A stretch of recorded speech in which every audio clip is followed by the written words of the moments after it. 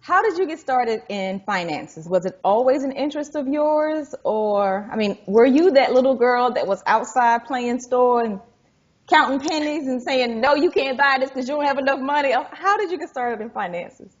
We did play store and use the leaves off the trees as our money. Yes, we did, but that was not my intent to start looking into finances that way. Okay. So to answer your question, no. Yes, we played stores, but we played store just to play store. We didn't play it to learn anything about finances. But getting started in finances, I think what started me in finances, of course, was a very common story that everyone else has. People tell us, go to college, right? Get a degree, you'll get a great job, get married, your life will be easy. So I thought, that's the path, right? I Right. bought into that path. Right. We all do. So, right, exactly. And I started, I completed college, started working, and the same story everyone else has that you hear about all the time. I'm paying my bills and I'm paying student loans, and the balance is not going down, right? Right. Because you just keep paying, but nothing is happening. The balance is not getting smaller. You're paying all this interest. It's just a vicious cycle. So I had this novel idea. Why don't I go back to college, right? If I get a better degree, I can get a higher paying job and I can pay these bills, right? Lo and behold, made the problem worse. So it was a vicious cycle.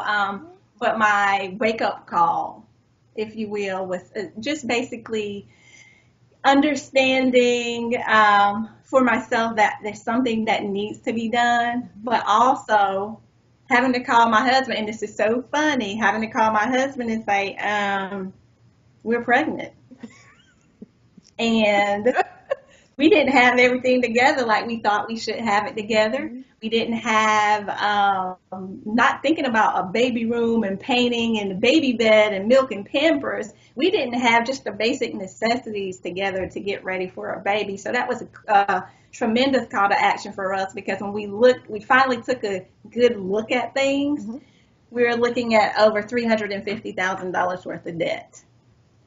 So we had to come to some consensus about, how do we get out of this? It was overwhelming at first, but we had to figure out, what was the next best thing for us. So, of course, being the educated persons that we are, we started researching, started looking at Dave Ramsey, Susie Orman, all the experts. We just started following those guys and started, picking and choosing which practices we work best with us, for us, shall I say, because Susie Orman, I love her to death.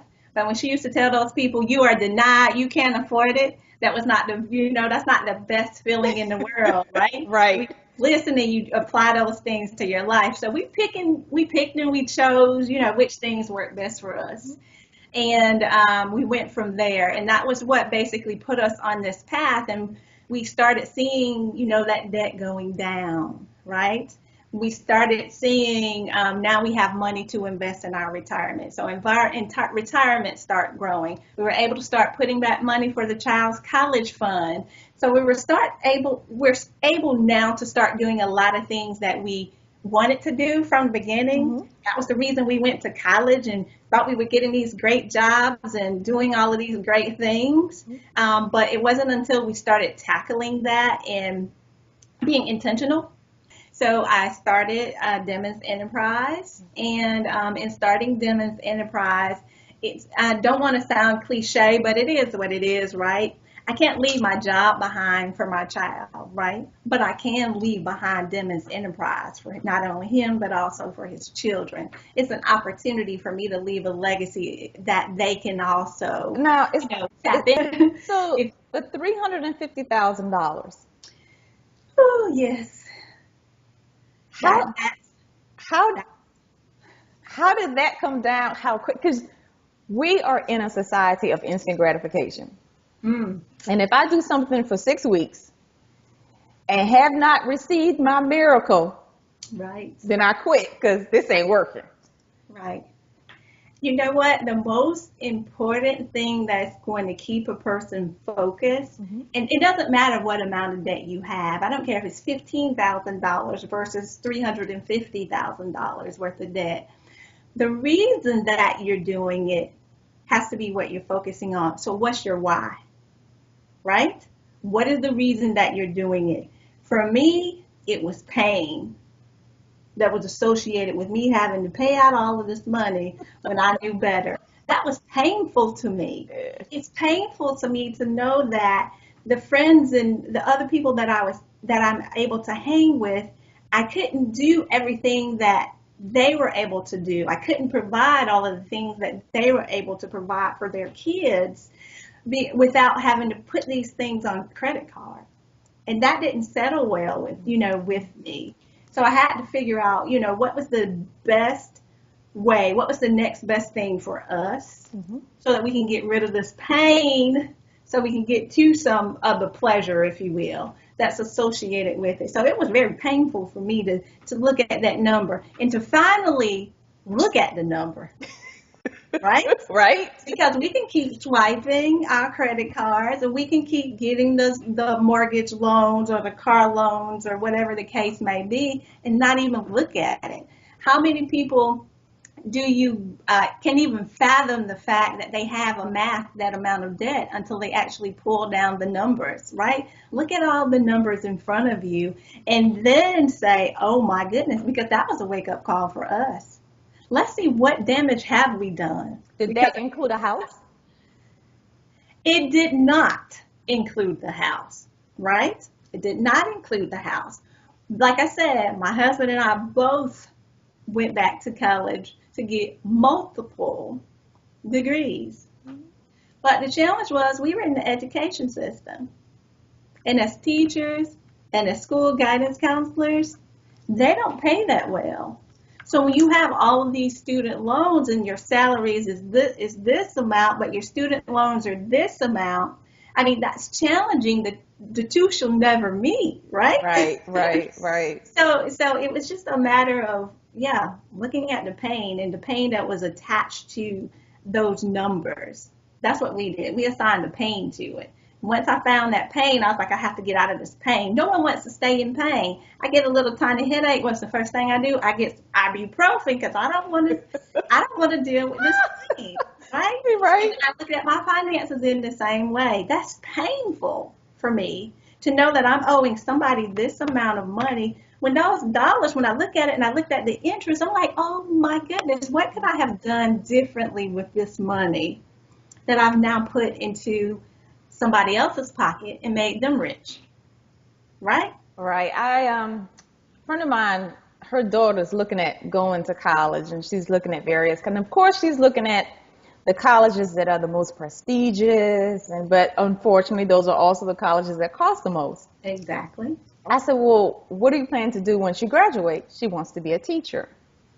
Okay, so you're going to go to an $80,000 a year school to get a $40,000 a year job. Right. And I know your mom went to college with me, so I know you going to school off loans. That's not going to work. It doesn't compute. No, it doesn't. And the thing that students fail to see is that degree from a Harvard University versus that degree from some other university that is not as prestigious is equal when you enter the world of work. Okay? A bachelor's degree in business management is a bachelor's degree in business management. And students oftentimes they don't see the value in that. Because I get it. I was the same way. Right. Because that, like you were saying, that's what we were sold. That's what we were taught.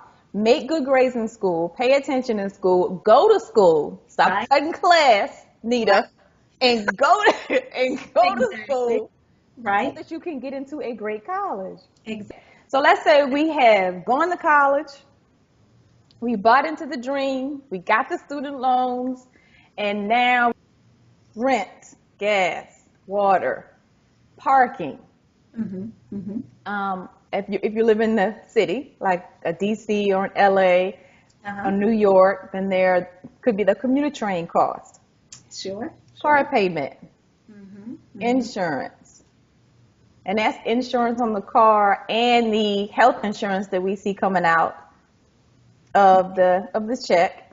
And Right. then on top of that, we've got credit cards, student loans, Mhm. cable.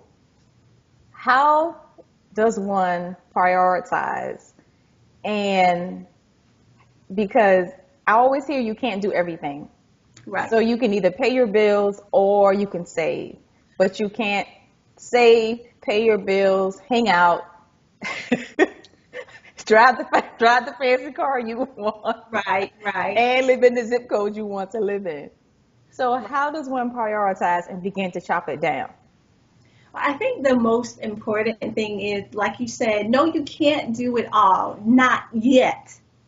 You will be able to do it all someday if you put practical steps in place. So one of the things that I say is this: track your expenses first. See where your money's actually going. And oftentimes what clients have found when they actually go through and track their expenses, they say, "Oh, wait a minute. I can cut these items. That's an additional $150, $200 that I've now found." Because we look at our bills that we have to pay, but then we don't look at those other things that we haven't budgeted, like going out with our friends, right? Hmm.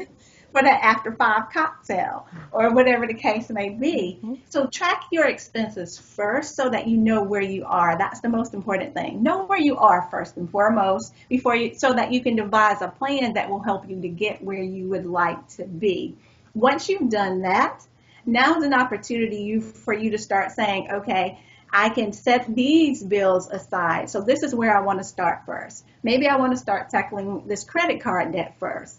What I like to say is, what's going to give me a quick win? I'm all about a quick win because if I have a quick win, now I have some momentum. I've seen some things happen and it's easier for me to keep going. So what's that small debt, right? Or that quick win that I can now make that's going to allow me to keep the momentum? And once I build from that momentum, it will be almost difficult, right, for something to throw me off course. Hmm. But as you're planning out, track your expenses first and foremost, okay?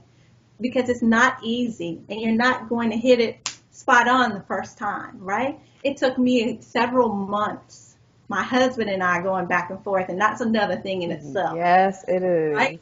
is. Going back and forth on our budget so that we can actually hone in on what it is exactly that we needed to do. It took us a couple of months, right?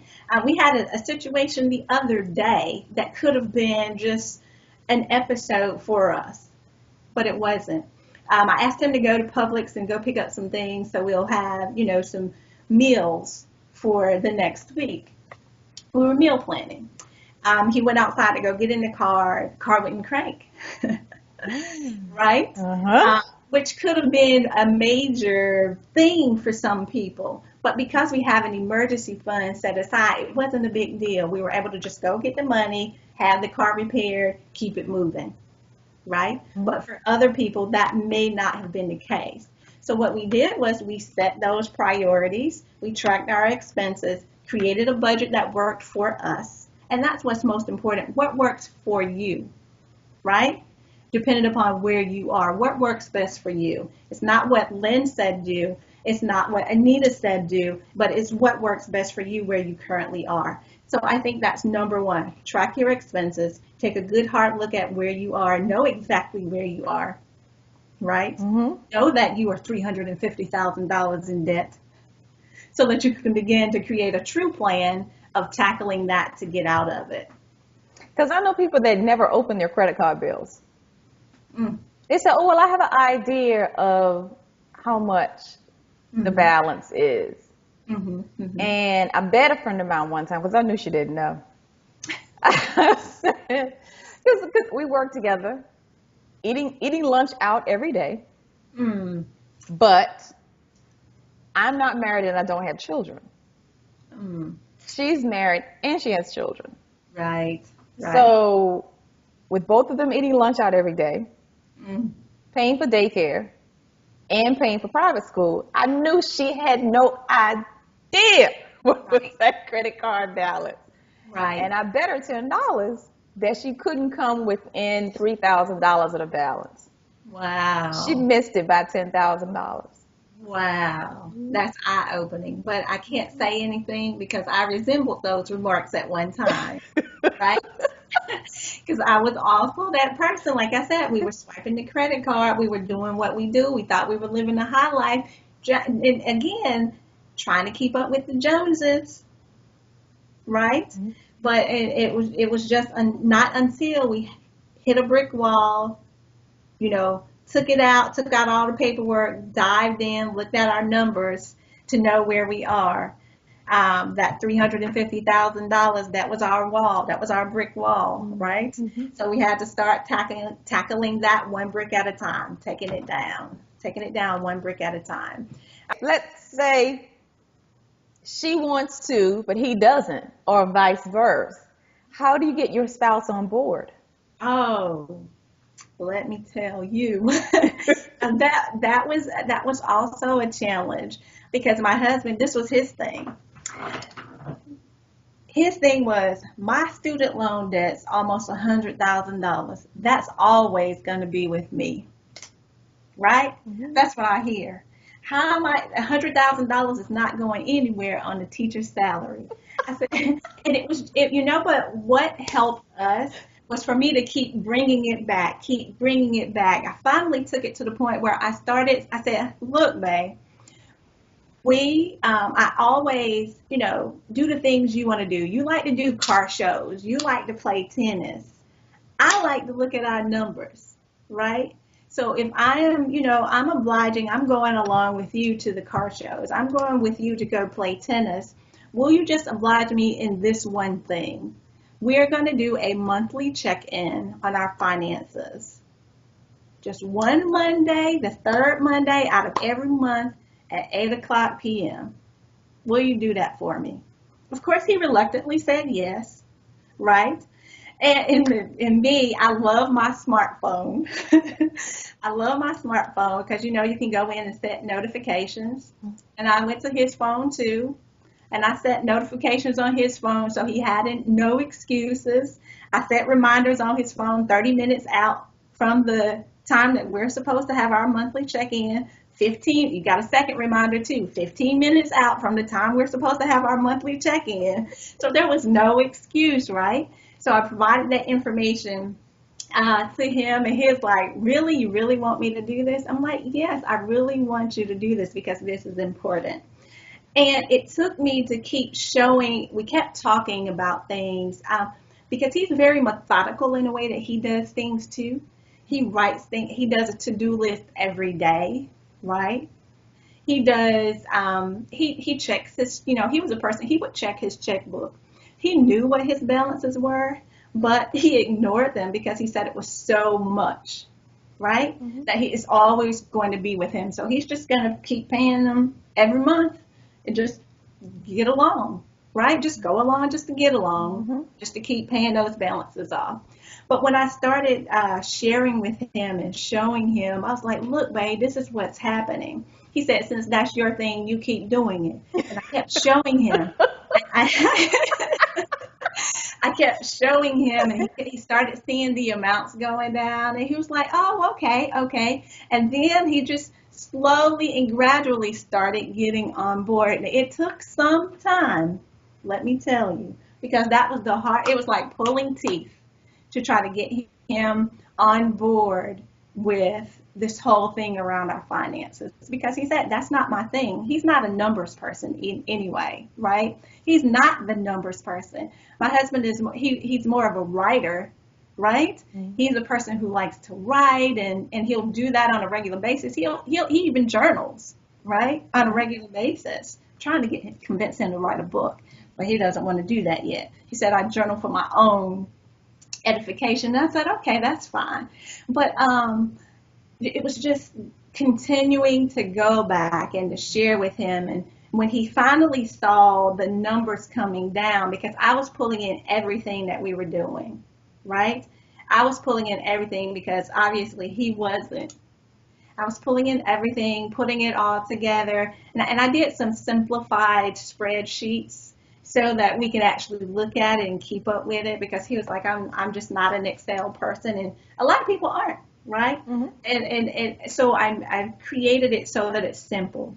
Where are we? This is the amount we have. How much have we paid off to date? And then what is the date that we, plan to have these things paid off? And then slowly, over time, things just started falling off. I was like, look, babe, look, right? Look how much money we've paid off. And on top of that, not only how much we've paid off, but look at what we've saved.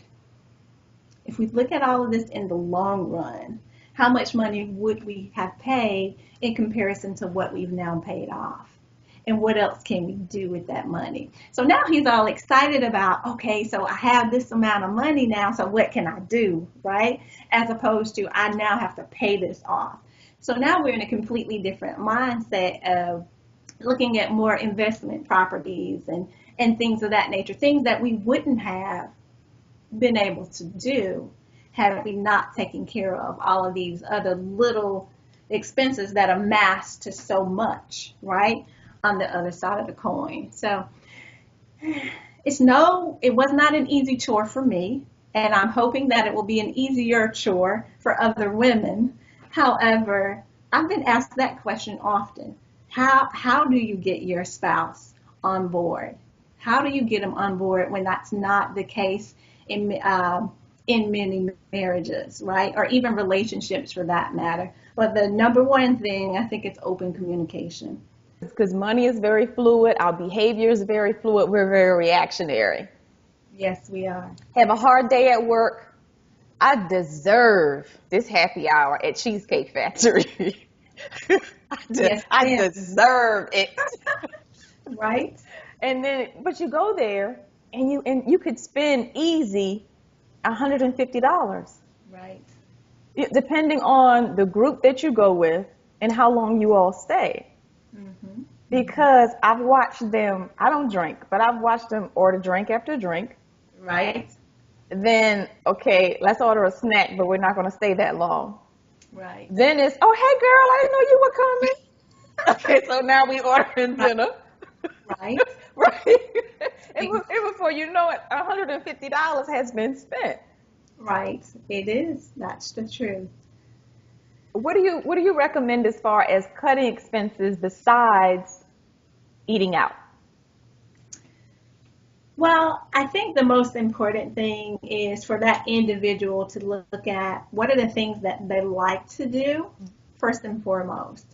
What is that thing that you have to have that makes you happy, right? Well, that you do with your fun. I have to have the Sunday ticket, but I also have to have all of the latest tech gadgets. Well, what is it that you have to have right now? And what is it that you can put off until later? Mm-hmm. Because iPhone 6 works perfectly fine. You don't need 7 just because It's was out. recently released. Right? But I'm on the list. They sent me the email. I have to go down there and check out the new technology and see what the differences are. But this is the thing I say to my clients. You're smarter than the retailers. Delete that email. Unsubscribe to every one of those advertisements. There's a click. Just scroll down to the bottom of the email and select unsubscribe, right? That's a simple fix. You'll no longer receive those emails, those marketing advertisements. But that's the thing to remember. You're smarter than the retailers. Just simply delete it. But in looking at that, I also say is when we're thinking about what to cut, one of the things that we also cut was we don't have cable in our home, right? We use streaming. We use Roku. Other people use a Fire Stick or whatever the streaming device is that they would like to use. Or in some cases, not even buying the streaming sticks, because you can just buy an HDMI cable and connect it to your television and stream from your from your computer, from your laptop computer, free television, or even just purchasing an antenna, right? So what are those little things that you can cut out? They look little right now, but over time they amass to large amounts of money that you could potentially put into a money market account or some other savings account for now, so you can set it there and hold it until you figure out exactly what it is you want to do with those funds.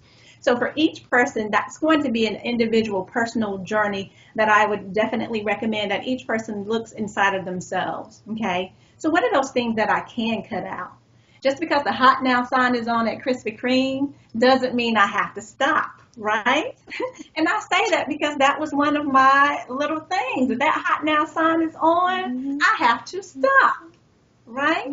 So it's just realizing what's most relatable to you as an individual, because I can't tell you exactly what it is without looking at your financial picture. To get a holistic view of it. What are the things that you have in there? So there's not one recommendation that I can give without looking at that, but everyone can actually look and see, well, what are those small things, right, that I can potentially cut out? What are some things that I can do differently? Can I carpool with someone as opposed to driving every day? Can I, I'm not using that home phone anymore, so why do I have it, right? Can I just use my cell phone?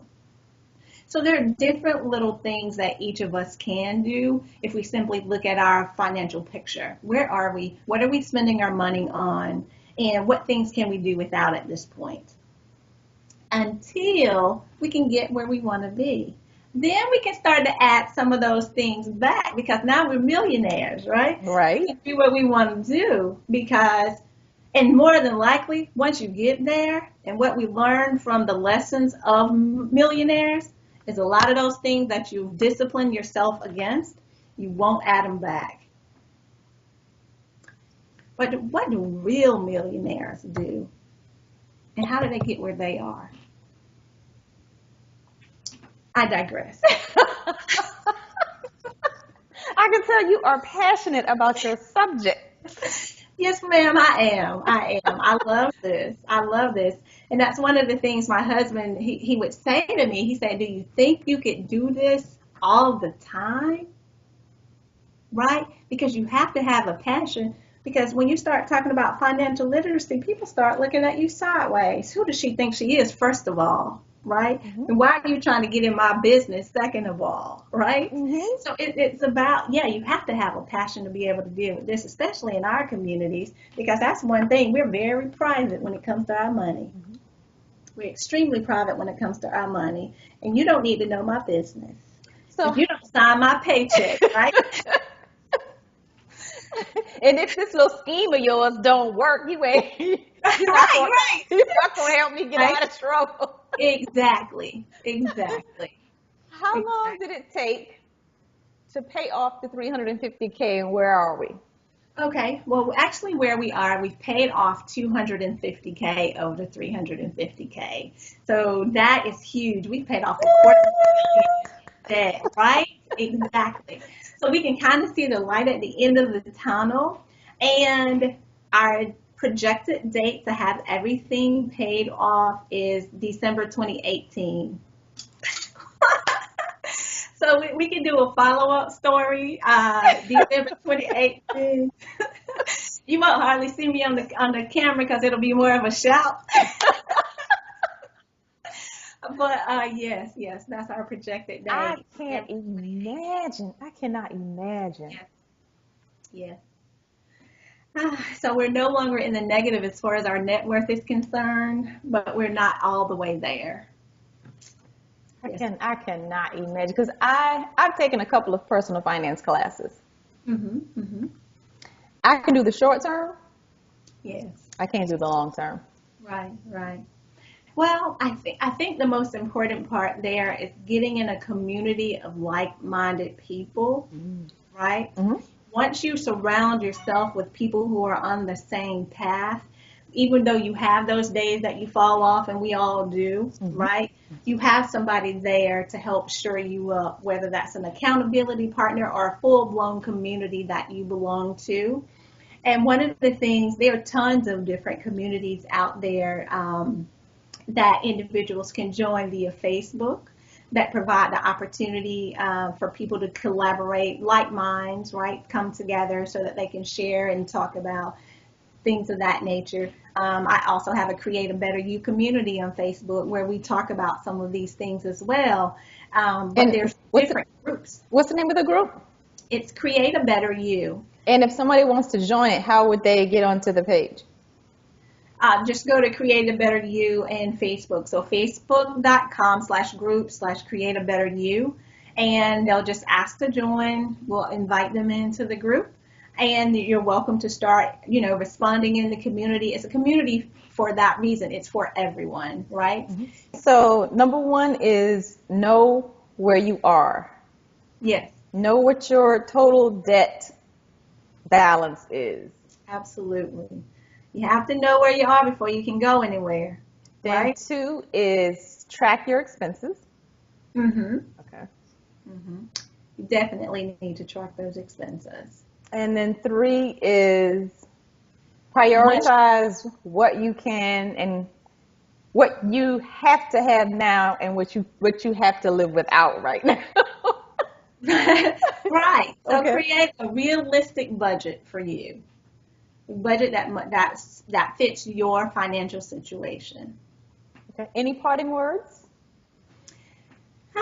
My parting words would be that this is simply a work in progress for many people, but the most important thing is to get started. Once you get started and you start seeing the momentum, you'll want to keep going. But the toughest thing is to get started.